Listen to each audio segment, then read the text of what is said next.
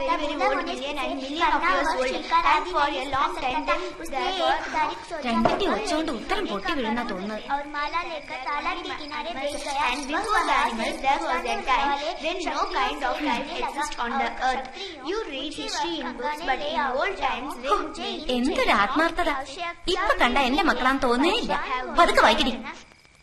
ഈ അമ്മ എപ്പോഴും ഇങ്ങനെയാ, പഠിച്ചില്ലെങ്കിലും കുറ്റം, പഠിച്ചാലും കുറ്റം. ദേ പിള്ളേരെ, നിങ്ങളുടെ പേരിൽ ബാങ്കിൽ ഫിക്സഡ് ഡെപ്പോസിറ്റ് ഇല്ല, തറവാട്ട് വക സ്വത്തുമില്ല. പക്ഷെ ഇങ്ങനെ രണ്ട് പെമ്മക്കൾ എനിക്കുണ്ടല്ലോ എന്ന് വിചാരമില്ലാത്ത ഒരു അച്ഛനുണ്ട് നിങ്ങൾക്ക്. അതാകെയുള്ള സമ്പാദ്യം. രക്ഷ വേണേര് നല്ലോണം പഠിച്ചോ. നാളെ കറണ്ട് പോവാൻ നേരത്ത് മെഴുകുതിരി കത്തിച്ചു വെച്ച് പഠിച്ചില്ലേല് എന്റെ വിധം മാറും. ആ, അച്ഛനെ കണ്ടിട്ടല്ലേ മക്കള് പഠിക്കുക. ശ്യാമേ, ഞാനിതാ ഇപ്പൊ വരാട്ടോ എന്നും പറഞ്ഞ് ഇറങ്ങും അച്ഛൻ. പിന്നെ ഒരാഴ്ചത്തേക്ക് ആളുടെ അഡ്രസ് ഉണ്ടാവില്ല. എവിടെ പോയിരുന്നു ചോദിച്ചാ അപ്പ തുടങ്ങും. രൂപയുടെ മൂല്യം കുറഞ്ഞു, ഡോളർ മേലോട്ട് പോയി, ഇടത്തരക്കാരൻ പിന്നെയും താഴോട്ട് പോയി എന്നൊക്കെ. ചോദ്യം എന്തോ, ഉത്തരം വേറെന്തോ. ഈ പിള്ളേരുടെ ഗതി എന്താവോ എന്തോ. നമ്മുടെ ശേഖരൻ കമ്പൗണ്ടറുടെ വീട്ടിൽ കള്ളം കയറി. ആണോ? എന്നിട്ട് ഓടിളക്കിയപ്പോ ഒരെണ്ണം കമ്പൗണ്ടറുടെ അമ്മയുടെ തലേ വീണു. നിലവിളിയായി കള്ളനോടി. ഓ, ആ ചേച്ചി ഒരു സംഗതി കേട്ടോ? എന്ത്? ദാരിദ്ര്യരേഖയ്ക്ക് താഴെയുള്ളവർക്ക് സൗജന്യ നിരക്കിൽ അരി കൊടുക്കുന്നുണ്ടത്രേ. ആ അരി നിനക്ക് കിട്ടില്ല. എനിക്ക് വേണ്ടിട്ടല്ല. നിന്റെ ഭർത്താവിന് സ്കൂൾ മാസ്റ്റർ ജോലി ഉണ്ടായിട്ടും ലീവ് എടുത്ത് ചുറ്റിത്തിരിയുന്നതിന് സർക്കാർ എന്ത് വിളിച്ചു? എനിക്ക് വേണ്ടിട്ടല്ലേ ചേച്ചി, അറിയാൻ വേണ്ടി. പിന്നെ വിജയേട്ടൻ ചുമ്മാ ചുറ്റിത്തിരിയൊന്നുമല്ല കേട്ടോ, എന്തോ ബിസിനസിന് വേണ്ടി വിജയേട്ടൻ. എന്ത് ബിസിനസ്? അത് കറണ്ട് വന്നോ ആവോ?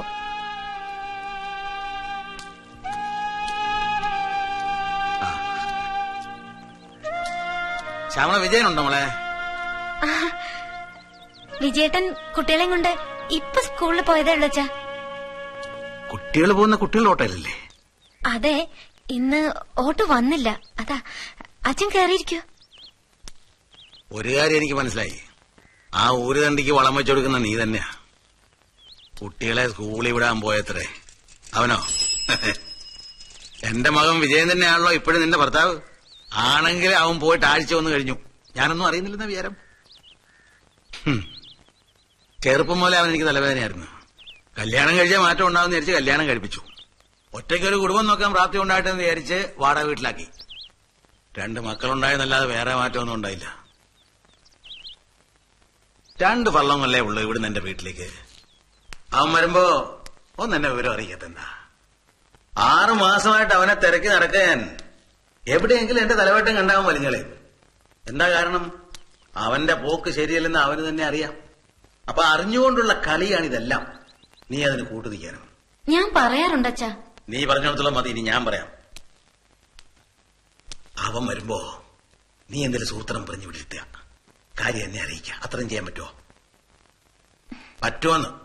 അച്ഛൻ കുട്ടികളുടെ മുമ്പിൽ വെച്ച് വിജയേട്ടനെ. ഞാൻ അവനെ തല്ലാനും കൊല്ലാനൊന്നും പോകുന്നില്ല. പക്ഷെ അവൻ ഈ പോക്ക് പോയാൽ നീയും കുഞ്ഞുങ്ങളും താമസിയാതെ റോഡിലിറങ്ങും, അത്രേ ഉള്ളൂ. അച്ഛൻ ഞാൻ ചായ ഉണ്ടാക്കാം. വേണ്ട, നിന്റെ കമ്മലോ വളയോ വിറ്റ് വാങ്ങിയ തേയിലപ്പൊടിയും പഞ്ചാരയല്ലേ. ആ ചായ കുടിച്ചാ തൊണ്ടേ തങ്ങും.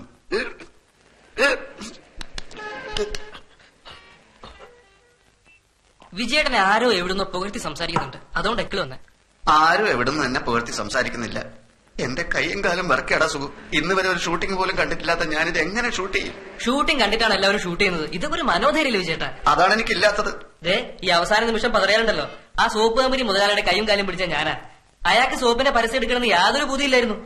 ഷൂട്ട് ചെയ്യാൻ അറിയില്ലെങ്കിൽ പിന്നെ എന്തിനാ അത് ഡയറക്ട് ചെയ്യാനായിട്ട്? അപ്പൊ അതിന്റെ ഭവിഷ്യത്ത് ഞാൻ ഓർത്തില്ല. ഇനിയിപ്പോ അത് ഓർത്തിട്ട് ഒരു കാര്യമില്ല. അഭിനയിക്കുന്ന മോഡൽ നടി എത്തി, ക്യാമറാമാൻ എത്തി, എല്ലാ സന്നാഹമായി. അല്ല, ഞാനും ചോദിച്ചോട്ടെ, വിജയേട്ടൻ ഈ കാലം വരെ ചെയ്തുകൊണ്ടിരുന്ന എല്ലാം അറിയുന്ന പണികളാണോ? അറിയാത്ത പണി ഞാൻ എന്ത് ചെയ്തു? ഓർത്തു നോക്ക്. മുമ്പൊരിക്കല് കയറ് പിരിക്കുന്ന കമ്പനി തുടങ്ങാൻ പോയത് ഓർമ്മയുണ്ടോ? ഉണ്ടല്ലോ. നമ്മുടെ നാട്ടുകാരെ അധിക വില കൊടുത്ത് ആലപ്പുഴ കയറ് വാങ്ങുന്നു. ഈ കയർ എന്തുകൊണ്ട് നമുക്ക് ഇവിടെ തന്നെ ഉണ്ടാക്കിക്കൂടാ എന്ന് ഞാൻ ചിന്തിച്ചു. മാർക്കറ്റ് സ്റ്റഡി ചെയ്തു. Scarcity of a commodity always creates demand. നീ എക്കണോമിക്സ് പഠിച്ചിട്ടില്ലല്ലോ. അല്ല, അത് നീ എക്കണോമിക്സ് പഠിച്ചോ ഇല്ലയോ? പഠിച്ചിട്ടില്ല. എന്നാ ഞാൻ പഠിച്ചതാ. എന്നിട്ട് എന്ത് സംഭവിച്ചു? നാട്ടിലുള്ള നാളികേരത്തിന് തൊണ്ട് മുഴുവൻ കളക്ട് ചെയ്ത് കുളത്തിൽ കുതിർക്കാനിട്ടു. ഒടുവിലാ മനസ്സിലായത് കയറുപിരി അറിയാവുന്ന തൊഴിലാളികൾ നാട്ടിലില്ലെന്ന്. തൊണ്ട് മുഴുക്കെ കുളത്തിൽ കിടന്ന് ചീഞ്ഞു നാറി വിജയേട്ടൻ നാട്ടിലാകെ നാറി. അതെനിക്കൊരു പാഠമായിരുന്നു. എന്ത് പാഠം? പിന്നൊരിക്കൽ വേപ്പ് മരത്തിന്റെ കമ്പ് വെട്ടി തുണ്ടമാക്കി പ്ലാസ്റ്റിക് കവറിലാക്കി ഹെർബൽ ടൂത്ത് ബ്രഷ് അത് വിൽക്കാൻ നടന്നു. ഒടുക്കൊരു തണുപ്പ് കാലത്ത് ഈ വേപ്പിന്റെ ബ്രഷ് മുഴുവൻ കത്തിച്ച് തീ കാഞ്ഞു. വിജയേട്ടന് കുറച്ചറിയാവുന്ന പണിയും സ്കൂളിൽ കുട്ടികളെ പഠിപ്പിക്കല. അത് ചെയ്യാതെ ലീവ് എടുത്ത് നടക്കല്ലേ. ബാക്കി ലോകത്തുള്ള ഒരു പണി അറിയില്ല. അപ്പൊ പിന്നെ ഷൂട്ടിംഗ് ആയാലെന്ത്, തെങ്ങേറ്റായാലെന്ത്. നമുക്ക് ഈ സംസാരം ഇവിടെ വെച്ച് നിർത്താം. എനിക്കും താല്പര്യമില്ല സംസാരം തുടരാൻ. അയ്യോ, ഇപ്പൊ തന്നെ ഒരുപാട് വൈകി. ഷൂട്ടിംഗ് പാർട്ടി എപ്പോഴേ വന്നു കാണും. ഈ ഡ്രസ്സൊക്കെ ഒന്ന് മാറിയേ, ആ തൊപ്പ് എടുത്ത് വെക്കേ. കാഴ്ചയിലെങ്കിലും കുറച്ച് വിവരമുള്ള ആളാന്ന് തോന്നട്ടെ. അല്ലെങ്കിലും അത്യാഗ്രഹികളായ പല സ്കൂൾ മാഷന്മാരും ഇതുപോലെ ലീവ് എടുത്ത് ആഡ് ഫിലിം പിടിക്കുക, ചിട്ടി നടത്തുക, അങ്ങനെയൊക്കെയാ. എന്നാലും ഇത് തീരെ വേണ്ടാത്ത പണിയായി പോയി. ഭയപ്പെടാതെ വിജയേട്ടാ, നമ്മൾ വിചാരിക്കുന്ന പോലെ അത്ര ബുദ്ധിമുട്ടൊന്നുമില്ല ഷൂട്ട് ചെയ്യാൻ. ഈ സിനിമാ വാരികളൊക്കെ വായിച്ചിട്ടില്ലേ? ഡയറക്ടർ പറയും സ്റ്റാർട്ട്, ആക്ഷൻ, കട്ട്, അത്ര തന്നെ. ബാക്കി നോക്കാൻ ക്യാമറാമാൻ ഉണ്ടല്ലോ, അഭിനയിക്കാൻ നടിയുണ്ട്. നടി ആദ്യം എന്ത് ചെയ്യും? നടി കുന്തം വിഴുങ്ങും. പറഞ്ഞതൊക്കെ മറന്നോ? നടി കുളത്തിലേക്ക് ചാടുന്നു, മുങ്ങി നിവരുന്നു, അത് സ്ലോ മോഷൻ. ഓഹോ, ഈ നടിക്ക് സ്ലോ മോഷനിലൊക്കെ നീന്താൻ അറിയോ? നടി എന്തിനാ നീന്തുന്നേ? അതൊക്കെ ക്യാമറ ട്രിക്കല്ലേ. ആ ട്രിക്ക് എനിക്കറിയില്ലല്ലോ. എനിക്ക് സ്ലോ മോഷൻ വേണ്ട. നടി സാധാരണ മട്ടിൽ മുങ്ങി നിവരുന്നു, പടവിലേക്ക് ഇങ്ങനെ കയറി വരുന്നു. അവിടെ സോപ്പ് പെട്ടിയിൽ വെച്ചിരിക്കുകയാണ് നമ്മുടെ പരിമള സോപ്പ്. ആ സോപ്പ് എടുത്ത് നടി അവളുടെ അർദ്ധനഗ്ന മേനിയിൽ തേക്കുന്നു. എന്നിട്ട് പറയുന്നു, എന്റെ മേനിയഴകിന്റെ രഹസ്യം പരിമള സോപ്പ്. മനസ്സിലായോ? മനസ്സിലായോന്ന്? എന്തായാലും പെട്ടുപോയില്ലേ. ഇനിയിപ്പോ വരുന്നിടത്ത് വെച്ച് കാണാൻ.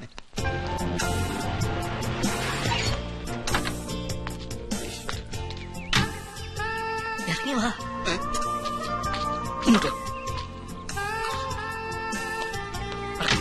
നടക്കാം.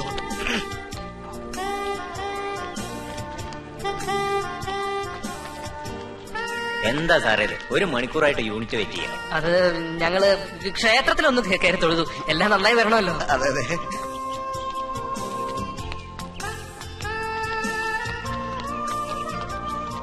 എങ്കിൽ പിന്നെ സമയം കളയാൻ തുടങ്ങാം അല്ലേ സാർ? ആ തുടങ്ങാം, ഞാൻ റെഡി. Start, action, cut.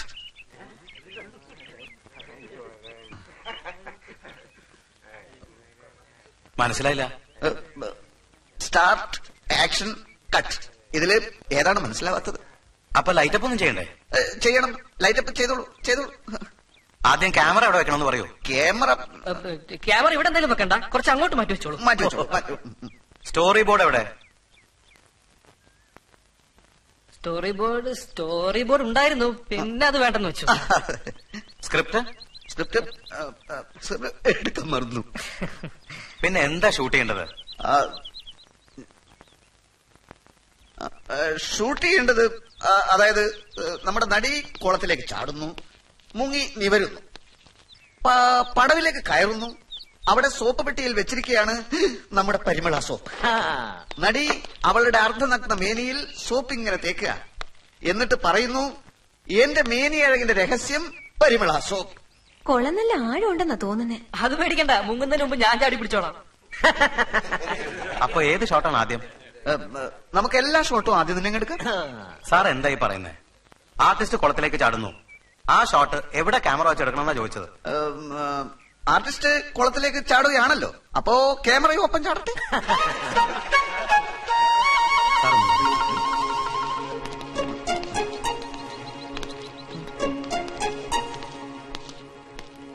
ഒന്നുകിൽ ഇവന്മാർക്ക് ഭ്രാന്ത, അല്ലെങ്കിൽ ഫ്രോഡുകൾ. കൂടുതൽ വെച്ചോണ്ടിരിക്കാതെ ഓടിക്കുന്ന നല്ലത്. സാറ് വിഷമിക്കണ്ട, സംഗതി ഞാൻ ഷൂട്ട് ചെയ്ത് തരാം. അത് മതി, കാശ് കുറച്ച് ചെലവായതാണ്. ഡോക്ടർ സാറേ, സാർ ഇതിനു മുമ്പ് എത്ര ആഡ് ഫിലിം ഡയറക്ട് ചെയ്തിരുന്നാ പറഞ്ഞ? ഒരു 10-15 എണ്ണം ചെയ്തിട്ടുണ്ട് സാർ. സാർ ക്ഷമിക്കണം, ഞാൻ സത്യം പറയാം. ഇവൻ പറഞ്ഞു ഡയറക്ഷൻ എളുപ്പപ്പണിയാണെന്ന്. ഞാനിതുവരെ ഒരു ഷൂട്ടിംഗ് പോലും കണ്ടിട്ടില്ല സാർ. രണ്ടണ്ണന്മാരും കൂടി ആളുകളെ പറ്റിക്കാറിങ്ങിയിരിക്കുകയാണ് അല്ലേ? ഒരു കാര്യം ചെയ്യും, 3-4 ദിവസമായിട്ടേ ലോഡ്ജിൽ മുറിയെടുത്ത് കോഴിയിറച്ചിയും മദ്യമൊക്കെ ആയിട്ട് അങ്ങോട്ട് സുഖിച്ചില്ലേ, അതിന്റെയൊക്കെ കാശങ്ങട്. എന്നിട്ട് തടി കേടാവണതിന്റെ മുമ്പ് സ്ഥലമുട്ടോ. ആ സോപ്പ് കമ്പനി മുതലാളി മര്യാദക്കാരനാ. അയാൾ തല്ലാതെ വിട്ടല്ലോ. അവന്റെ ഒരു സ്റ്റാർട്ട്, ആക്ഷൻ, കട്ട്. എടാ, ഞാൻ പല ബിസിനസ്സും ചെയ്തിട്ടുണ്ട്, പക്ഷെ ഇന്നുവരെ ആരും പറ്റിച്ചിട്ടില്ല. ഒരു സത്യവാൻ. ഞാൻ വിജയേട്ടനെ വെല്ലുവിളിക്കുന്നു, ഒരു ബിസിനസ് ചെയ്ത് ലാഭം ഉണ്ടായി കാണിക്കാനൊന്നുമില്ല. എടാ, നിനക്ക് എക്കണോമിക്സിന്റെ ABCD അറിയോ? അറിയാത്ത എത്ര നന്നായി. വിജയേട്ടൻ പഠിച്ച എക്കണോമിക്സ് ഞാൻ പഠിച്ചിരുന്നെങ്കിൽ ഇതിനകം ഞാൻ കുത്തുപാള എടുത്തേനെ. നിന്റെ ഇപ്പൊ കുത്തുവാളയല്ലാതെ വേറെന്താണ് ഉള്ളത്? ശരിയാ, ഞാനിത് കേൾക്കേണ്ടവനാ. നോക്കിക്കോ, ഇനി വിജയേട്ടന്റെ ഒരു പരിപാടിക്ക് എന്നെ കിട്ടില്ല. നീ ചൂടാവില്ലട സുഖം, ഞാനൊരു തമാശ പറഞ്ഞല്ലേ. ബാക്കിയുള്ളവരെ വേദനിപ്പിക്കുന്നതാണോ തമാശ? വിട്ട് കളന്നേ.